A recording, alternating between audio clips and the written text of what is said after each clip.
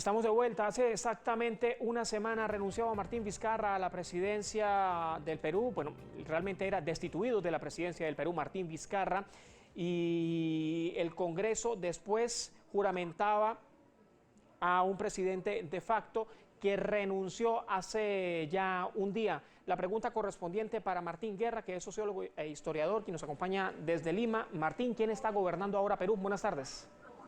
Muy buenas tardes, Juan Carlos, qué gusto estar en tu programa una vez más. No está gobernando oficialmente nadie. Hay un pueblo, sí, con un gran nivel de conciencia que está en las calles, custodiando el proceso que se está llevando en este momento en el Congreso de la República y también el otro proceso en el Tribunal Constitucional. Se están moviendo dos posibilidades dentro de lo oficial, ¿no? Que el Congreso apruebe una lista para la presidencia del Congreso, cuyo presidente elegido, aprobado, podría convertirse en el presidente de la República, o otra posibilidad en el Tribunal Constitucional, que se vaya atrás en el tema de la vacancia, se declara ilegítima, ilegal, y entonces por procedimiento, y entonces algunos quisieran que eso restituyera a Vizcarra en el poder. Entonces las élites están, digamos, en una pugna constante por colocar el presidente a su medida. Y anoche hubo una lista unitaria, supuestamente, que iba a colocar como presidenta del Congreso a Rocío Silva Santisteban, pero la presencia de fujimoristas y otros personajes de la vieja política en el Perú, lamentablemente, que han regresado en estos últimos tiempos, se opusieron porque les parecía una persona demasiado radical, cosa que no es cierto desde ningún punto de vista, ojalá lo fuera, y al final no se llegó a esta lista. Yo no te planteo esto porque esté muy deseoso de que se solucione el tema desde el ámbito institucional, ¿no? Para lo que hemos tenido con soluciones institucionales en los últimos tiempos, en realidad no es deseable, sino porque nuestra gente, nuestro pueblo en la calle, no va a soportar una nueva, como decimos en el Perú, mesida, un nuevo engaño, un nuevo acuerdo tras bambalinas. Se necesita que se clarifique la cosa y se empiecen a solucionar los problemas de crisis económica y laboral en el Perú en pandemia con más de 80.000 muertos. Martín, ¿y ahorita hay algún personaje político claramente preparado para asumir las riendas del país?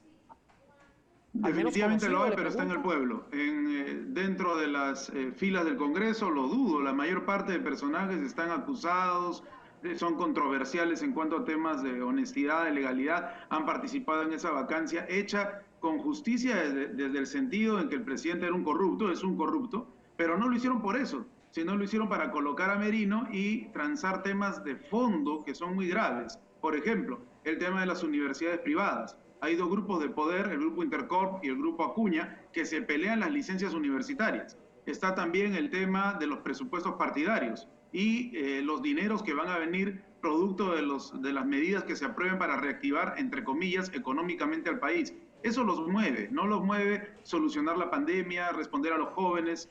Y aquí quisiera rendir homenaje, Juan Carlos, a dos jóvenes peruanos que entregaron su vida en estas manifestaciones. Un ayudante de obrero, Brian Pintado Sánchez, y un estudiante, Inti Sotelo Camargo, 22 y 24 años.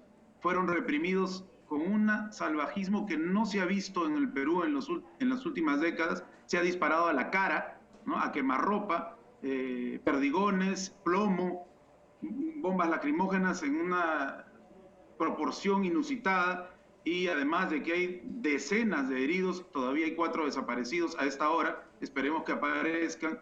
La situación ha sido terrible y estos dos jóvenes han dado su vida. Y no es justo que después del fallecimiento de estos dos jóvenes sigan en el cubileteo de los intereses individualistas, de sector, de mafia, disculpa la palabra, porque de otra cosa no se les puede llamar. Martín, quiero incluso quedarme con este término. Usted dice intereses, y acá lo quiero englobar precisamente con los dos jóvenes que lamentablemente perdieron la vida producto de la represión, como incluso han estado denunciando desde organismos defensores de derechos humanos. Y acá le pregunto, ¿qué pasó con el Tribunal Constitucional, que no se pronunció sino pasadas 24 horas luego de la muerte de estos dos jóvenes, pasado un día después de la represión, y pidió ciertamente que aparecieran las personas que estaban desaparecidas o que al menos se conociera su paradero? Pero ¿por qué 24 horas después? Un día tuvo que esperarse para ese pronunciamiento del Tribunal Constitucional, que ciertamente debe además velar, ¿no?, por el respeto y por el cumplimiento de los deberes y derechos humanos de las demás personas. Terrible lo que señala Juan Carlos, causa vergüenza en verdad y es así.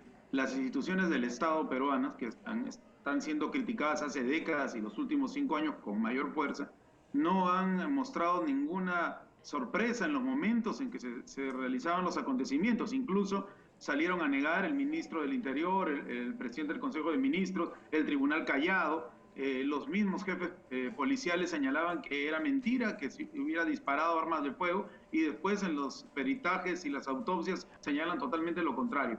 Es cierto lo que señalas, se ha esperado mucho, recién han salido a indignarse, entre comillas, cuando la correlación de fuerzas les era adversa, ¿no?